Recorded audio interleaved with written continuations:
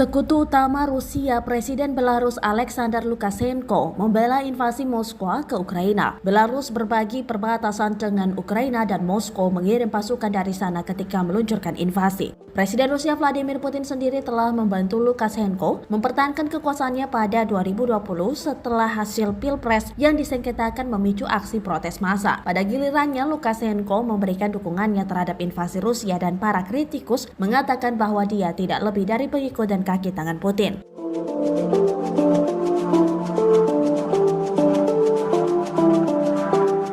Dalam wawancaranya dengan AP, Lukashenko mengatakan bahwa Putin tidak punya pilihan selain bertindak karena Ukraina memprovokasi Rusia. Kendati demikian, dia juga menyampaikan bahwa invasi tersebut tidak berjalan sesuai rencana dan berlarut-larut. Lukashenko juga menuturkan bahwa dia ingin perang segera berakhir dengan mengatakan Belarus telah melakukan dan sedang melakukan segalanya untuk menghentikannya. Dengan menyebut konflik di Ukraina sebagai perang, dia melangkah lebih jauh dari klaim Rusia tentang invasinya sebagai operasi militer khusus. Lukashenko juga mengatakan bahwa setiap informasi bahwa Rusia mungkin menggunakan senjata nuklir melawan Ukraina tidak dapat diterima karena Ukraina dan Belarus bersebelahan.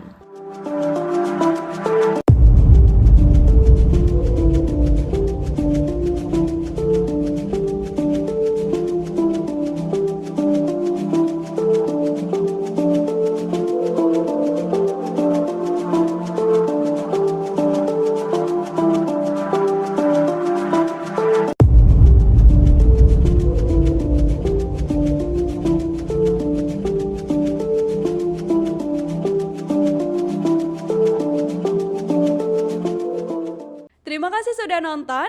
Jangan lupa like, subscribe, dan share ya.